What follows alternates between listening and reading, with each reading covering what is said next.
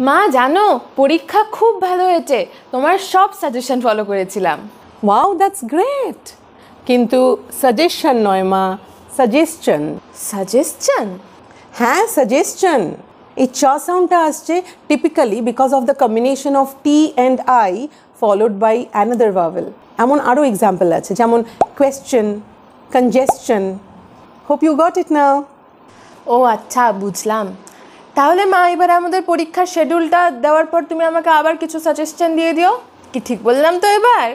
হ্যাঁ, এবার সাজেশন তো তুমি ঠিক বলেছ, but it's not schedule. British ইংলিশে বলা হয় শেডিউল অ্যান্ড আমেরিকান ইংলিশে বলা হয় স্কেডিউল। ডি এর সাউন্ডটা এখানে হচ্ছে যা। যখন কোনো ওয়ার্ডের মধ্যে ডি অ্যান্ড ইউ একসঙ্গে থাকে তখন সাউন্ডটা দেবে যা।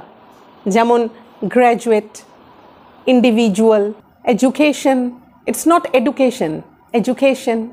কিন্তু কোনো শব্দের প্রথমে যদি ডি ইউ থাকে সেক্ষেত্রে কিন্তু যা সাউন্ড নেবে না। যেমন ডিউরেবল, ডুপ্লিকেট।